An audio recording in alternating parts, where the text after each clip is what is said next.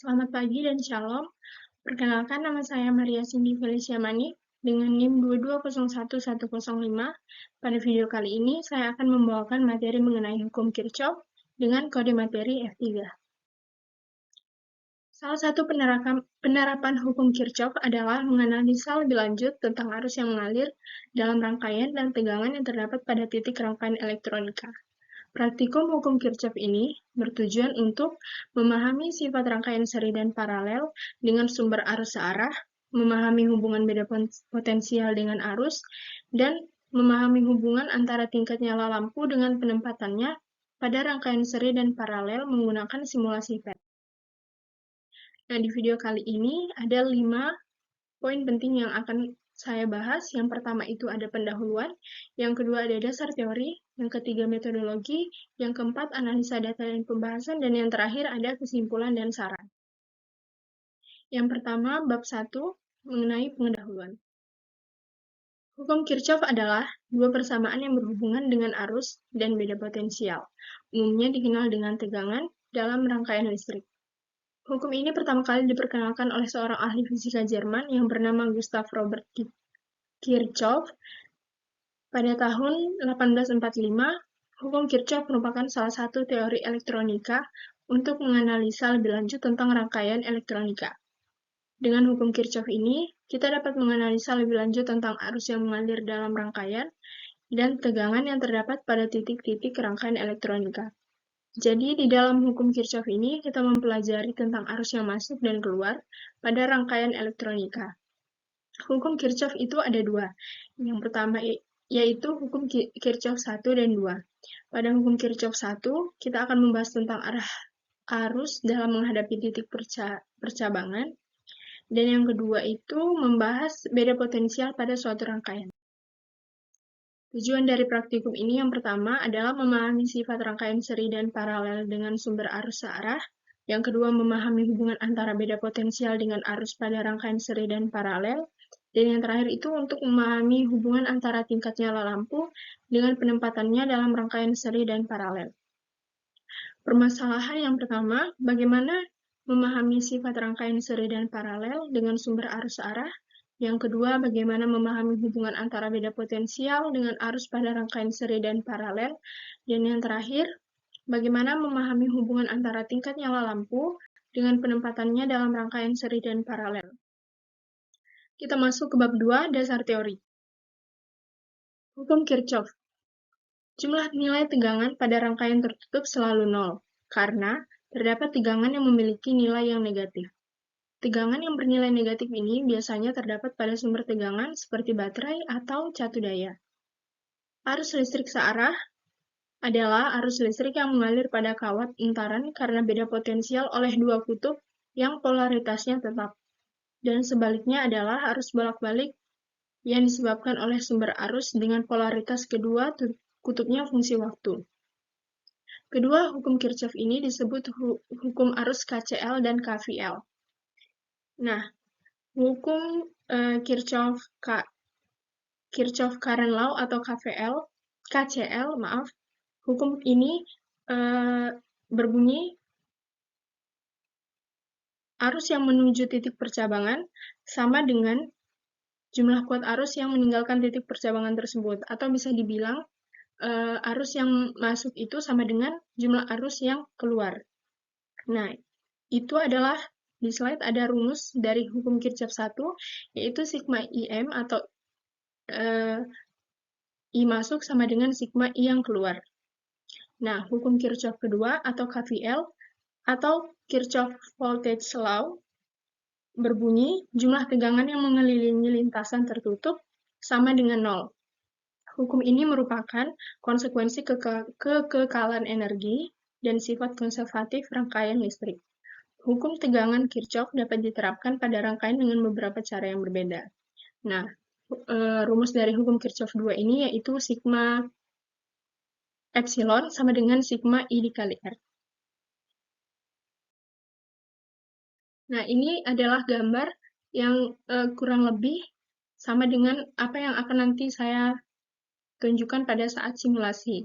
Jadi ada R1, R2, dan R3, ada juga I1, I2, dan I3. Juga ada baterai dengan kutub positif dengan negatif. Nah, hukum Kirchhoff pada tegangan menyatakan bahwa jumlah tegangan pada suatu rangkaian tertutup sama dengan nol. Polaritas atau arah tegangan tergantung pada titik arus listrik. Arus akan mengalir dari titik yang berpotensi lebih tinggi menuju titik yang berpotensi lebih rendah. Jadi, arus itu mengalir dari titik yang lebih tinggi ke yang lebih rendah. Jadi, mengikuti dengan nilai dari arus tersebut. Nah, kita masuk di bab 3, yaitu flowchart. Flowchart atau bisa dibilang ini adalah prosedur kerja. Yang pertama itu kita pasti akan masuk pada link Pet Colorado Simulation. Terus nanti ada ditampilkan dua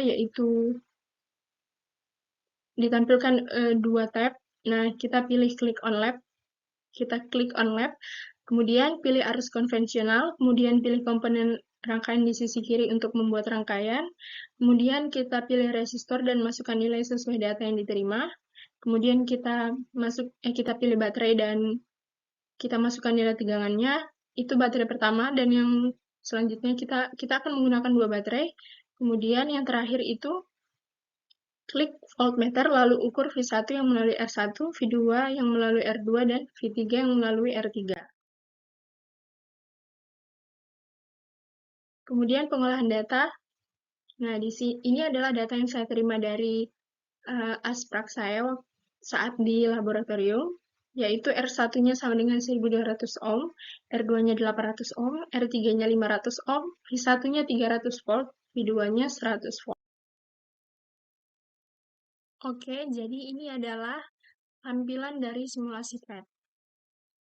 Nah, yang pertama itu sebenarnya kita akan membuat rangkaiannya terlebih dahulu, dan di sini saya sudah membuat rangkaiannya.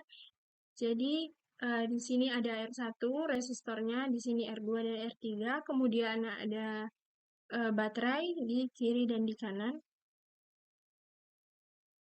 Kemudian, kita masukkan nilai resistornya. Yang pertama itu 1200 sesuai dengan data yang diberikan oleh asisten praktikum. Kemudian, resistor keduanya 800 ohm. Dan yang ketiga itu, resistor ketiganya yaitu 500 ohm. Nah, dari sini diperoleh nilai I I1 sama dengan 0,17, I2-nya 0,01, dan I3-nya 0,18 ampere. Kemudian, oh ya, sebelum melihat nilai I tadi, jangan lupa untuk memasukkan nilai V pada baterai 1 300 volt dan pada baterai kedua 100 volt. Kemudian, cara kita untuk mengetahui nilai V-nya adalah dengan menggunakan voltage ini atau voltmeter. Kita hubungkan pada resistor. Nah, di sini diperoleh nilai V-nya sama dengan 208,58 volt. Begitu juga pada resistor 2, yaitu min 8,58 volt. Kemudian pada resistor 3-nya, yaitu 91,42 volt. Kenapa hasilnya beda dengan data yang saya tulis? Karena rangkaiannya ini perbedaan pada kabelnya saja, panjang kabel atau posisi dari baterai maupun resistornya itu sangat mempengaruhi nilai V-nya ya teman-teman. Jadi pada saat melakukan simulasi di lab, rangkaiannya mungkin tidak sama persis, tapi caranya kurang lebih sama seperti ini. Nah, ini adalah simulasi yang sudah saya lakukan. Selanjutnya kita akan masuk ke bab 4. Kita masuk ke bab 4, analisa data dan pengolahan. Nah, setelah kita melihat hasil dari simulasi tadi, ini adalah data yang saya terima juga, yang saya dapat pada saat melakukan simulasi. Nah, ini yang di sebelah kiri, R, I, dan V-nya itu adalah hasil simulasi, Kemudian yang di sebelah kanan ini adalah hasil dari perhitungan manual. Jadi bisa dilihat kurang lebih sama hasilnya, hanya sedikit beda-beda komanya saja.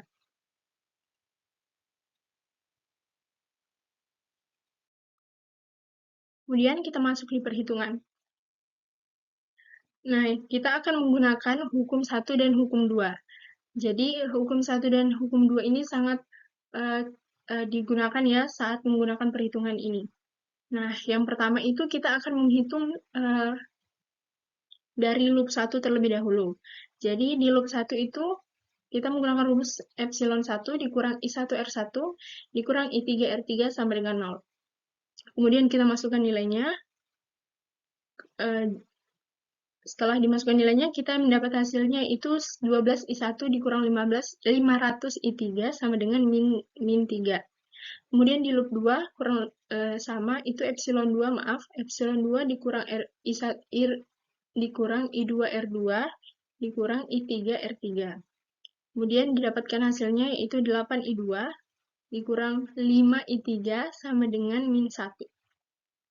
Kemudian kita substitusikan I1 atau hukum Kirchhoff 1, I1 tambah I2 sama dengan I3 ke persamaan 1 dan 2 ke persamaan 1 dan 2. Kemudian kita mulai dari persamaan 1 terlebih dahulu. Dia dapat hasilnya 17 I1 ditambah 5 I2 sama dengan min 3. Kemudian kita substitusikan ke persamaan 2, didapat hasilnya 5 I1 sama dengan 13 I2 sama dengan min 1. Setelah kita mendapatkan persamaan 3 dan 4, iya, jadi yang tadi itu persamaan 3 dan yang ini persamaan keempat, kita eliminasi. Nah, dari hasil eliminasi ini, kita mendapat nilai I2-nya. Jadi I2-nya yaitu min 0,01. Untuk caranya bisa dilihat di slide ya, teman-teman. Kemudian, setelah kita dapat I2-nya, sekarang kita akan cari I1-nya. Nah, kita substitusikan I2-nya ke persamaan 4. Nah, dari persamaan 4 ini, kita memperoleh I1-nya sama dengan 0,17, min 0,17. Kemudian setelah kita mendapatkan I1 dan I2-nya, kita akan mencari I3-nya. Dari rumus I1 plus I2 sama dengan I3, kita peroleh hasil I3 sama dengan 0,18.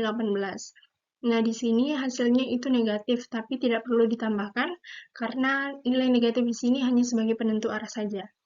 Kemudian, menghitung nilai V. Jadi, rumus V sama dengan I1, untuk mencari V1 sama dengan I1 dikali R1, didapat hasilnya 208 volt, V2 sama dengan I2 kali R2, mendapat hasil 8 volt, dan V3-nya sama dengan 90 volt. Nah, kita masuk ke pembahasan. Dari percobaan menggunakan PET simulasi diperoleh I1-nya 0,17, I2-nya 0,01, dan I3-nya 0,18. Dengan R1-nya 1200, R2-nya 800, dan R3-nya 500. Serta nilai V yang baru saja saya sebut ya. Nah, kemudian dari perhitungan manual, nilai besaran arus atau I dan tegangan diperoleh nilai yang hampir mirip atau kurang lebih sama dengan hasil perhitungan melalui simulasi PET.